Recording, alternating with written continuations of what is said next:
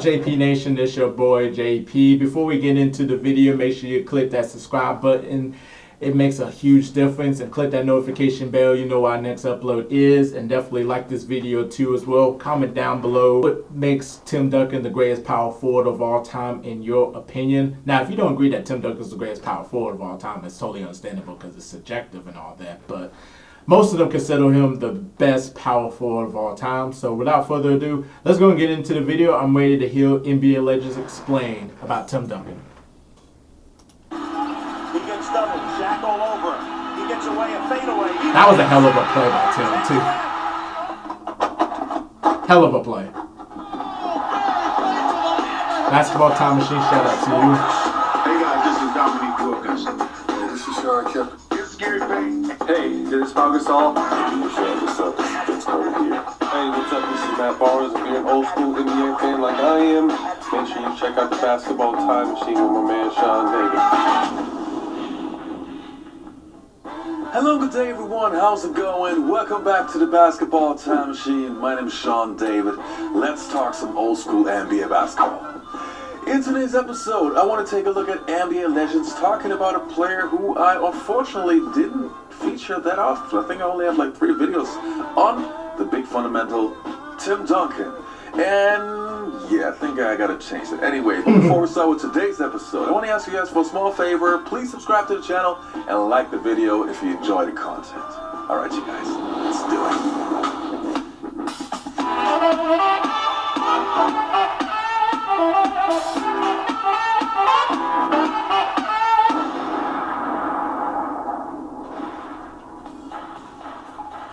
Now the first player's opinion that I want to take a look at is from Kenyon Martin, who I would say had his prime while he was playing for the New Jersey Nets, and he had countless battles with the big fundamental.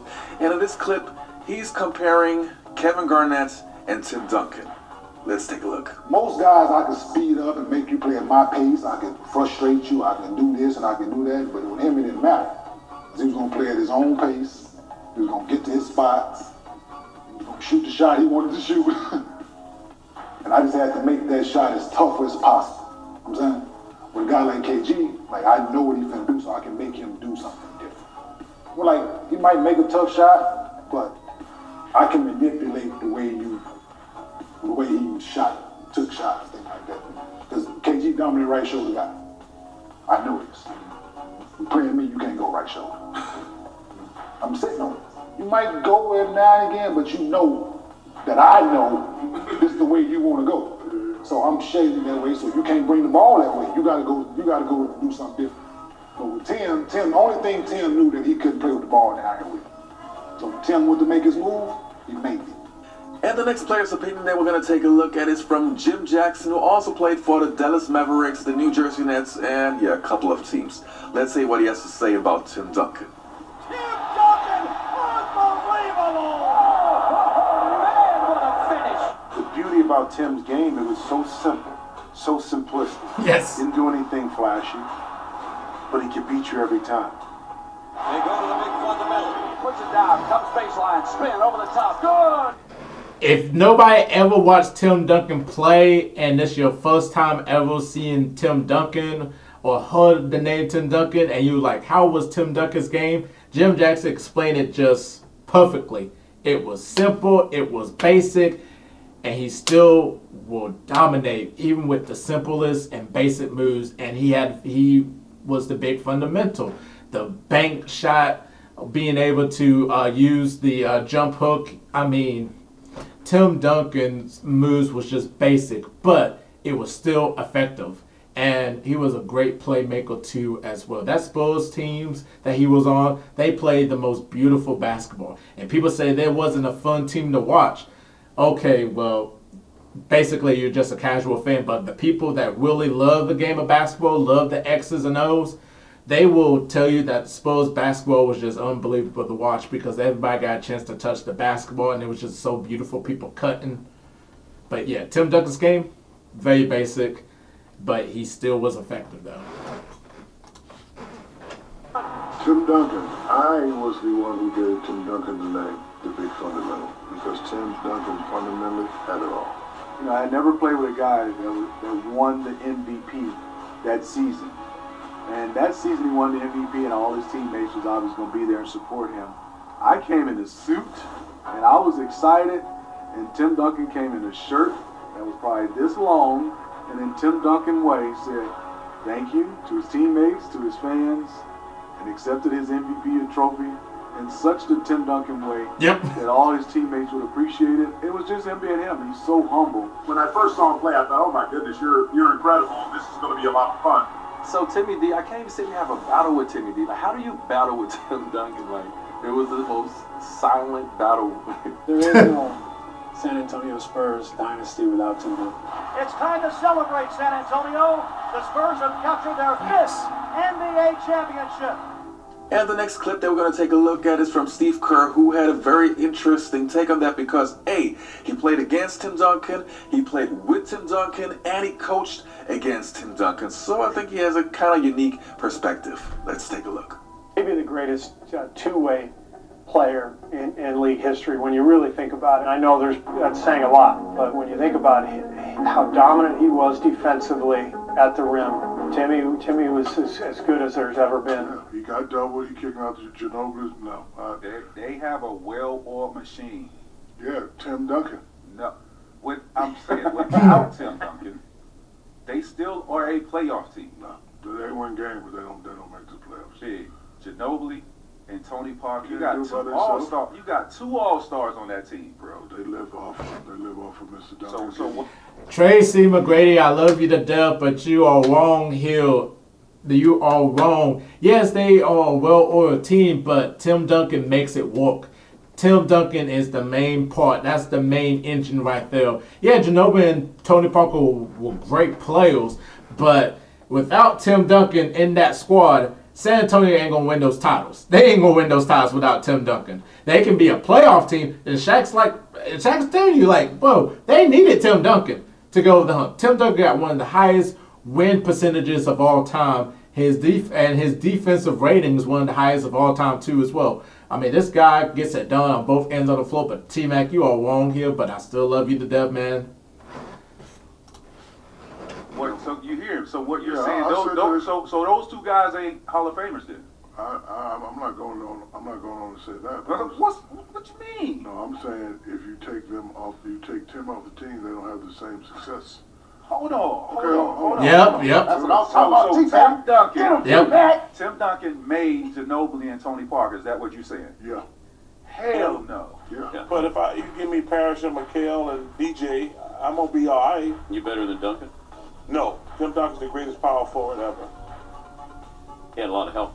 He did, but he was dominant. But what's he do better than you? He's a better post-up player because it's easier for him to score. Mm-hmm. Like, Yeah, but you were a better scorer. only because I got the ball more. What Tim Duncan lacked in flash, he more than made up for with an almost machine-like consistency. You had to face him. Why was he so good for so long? He was so good for so long just because of his nickname, the Big Fundamental. All of the fundamentals. And with Tim Duncan, there were times when you could play him perfectly. He could still get his shot off. I remember one time guarding him, and he tried to bully me down with a jump hook, and I took it away. And then he spun to the middle and took that away. Then he did a step through and just nudged me with his shoulder and got his little shot off the glass. And he was like, that was really good defense, man. I was just able to get to my 3rd move. And that's what he was so good. I think that's what Tim Duncan was. But on a whole nother level. Like, since he stepped foot in the L, he won. Yeah. He's done nothing to win. I believe, I may be wrong, but from my knowledge, I think he's the most winningest player of all time. So, if that's not top 5, on top of all the accolades that come with it, I don't... They made the playoffs every year, right? Season. Damn near 20 and 10 getting out the he's car. never had a you know what I mean? Like, that's incredible. Yeah. guaranteed. Getting those Old Navy fits off, so that lets you know. Every day, every time I played that guy, he was intense, he was focused, he was passionate, and he played hard every single time.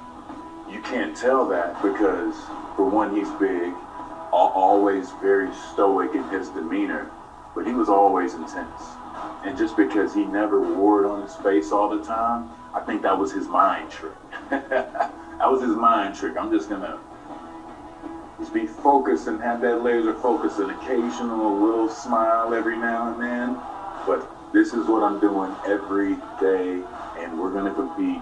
I'm going to play hard, and I'm going to do whatever it takes to help my team be successful. He brought that every day. I was learning from him. He came in with a tremendous skill set. I was incredibly impressed. I cannot overstate it. Really, within 2 years, he was one of the top players in the league. Yeah. Yeah. Man, what a finish! This guy is everything that you want in a basketball player. And it was in his second season that Duncan led the Spurs to new heights. Puts it down, comes baseline, spin over the top. Good! The San Antonio Spurs win their first ever NBA championship. 4 seasons later, Duncan and the Spurs were back on top of the basketball world for title number 2. It was easier to follow because the franchise player was leading by example. His leadership and his mentorship was huge for the whole organization. Tim Duncan collected 2 more championships in 2005 and 2007. Everything was about what it took to win. Those titles obviously don't happen without it. Then, in 2014, at 38 years old, Duncan would cement his status as the centerpiece of one of the NBA's all-time great dynasties. Duncan for the finish. Once again, spectacular. It's time to celebrate, San Antonio. The Spurs have captured their 5th NBA championship. You thought because Timmy didn't show a lot of emotions or had a poker face a lot that he wasn't a great competitor. Nothing could be farther from the truth. There was nothing you could do to intimidate him. He wasn't ready to play against Tim Duncan. He would destroy you. It's Nowitzki. 3 seconds. Duncan shoots. And the Spurs win. You know, to me as a basketball fan, the career of Tim Duncan was always super interesting. I remember like it was yesterday, when the Spurs drafted him, there were still some analysts and fans who said, oh, why didn't the Spurs draft Keith Van Horn? And I was always not understanding why. But fortunately, Tim proved how good he was, and especially the combination of him and David Robinson. I thought the Twin Towers were super sensational, and just to see how his career developed, I think not only is he the greatest power forward of all time, even though I'm a huge Charles Barkley fan, but I gotta admit, yeah, Tim Duncan was still on a different level. I think it was an honor and a privilege to see this guy play, and that he was even successful in his late 30s, well, showed that this guy could play.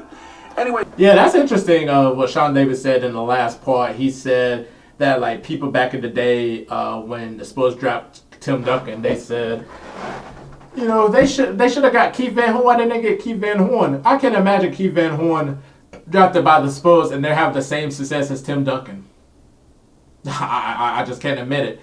Yeah, I don't think Keith Van Horn is going to have that same success. So drafting Tim Duncan was the right move. Like I said, one of the highest win percentages of all time, one of the highest defensive ratings of all time. And people have been making arguments who was better between Kevin Garnett and Tim Duncan. Yeah, just because, you know, Tim Duncan has better, you know, teammates around than KG, and KG was just solo right there in Minnesota and stuff. Doesn't take the fact that Tim Duncan was a great player, was very effective. Like, dude, like, David Robinson said that he was like one of the top players, and that was like what, in like 2 years, like made the All-Star team his rookie season. Like Tim's fundamentals and just skill set, like in that post, like he scores so much easier because that's all he needed to do was score easier. He didn't have to stretch out his game and be like, let me go ahead and be a 3-point shooter. He didn't have to do that. He can dominate right there in the post. He'll get the rebound, he'll get the blocks. The Spurs were a well-oiled machine team. His playmaking ability, Tim's IQ is one of the highest of all time. And yeah, like, you know, you're saying that Tim Duncan's boring because he doesn't talk much. He don't even need to talk. He didn't even have to do interviews. He didn't have to do anything. His demeanor, but you know that he was still competitive and plays hard. And he did talk a little trash. Just check out this clip. Tim Duncan, shout out to Timmy. Tim Duncan, people would not see him verbally saying stuff because he wasn't talking sentences. Preach. Timmy would hit you in phrases. Got you. Ooh, almost. This the worst right here. nice try. Like subtle shit, no gangster shit, no real hardcore shit, just subtly to just back your ass up and put you back in like this over here. But I mean, but you gotta bring your lunch when you play against Tim Duncan. You have to bring a lunch because he's going to give it to you. So, and I disagree with T-Mac. I don't want to say that Tim Duncan made Ginobili and Tony Parker and stuff because they had real respective careers too with the Spurs as well. But, you know, without Tim Duncan, they won't have that same type of success that they got now. They would not if they wasn't for Tim Duncan. I'm just going to say that off the record. But yeah, definitely comment down below and tell me your thoughts on Tim Duncan. Make sure you subscribe to ItzJustJP for more basketball reaction videos. Click notification bell. You know where our next upload is. I'm JP. We'll see you in the next video.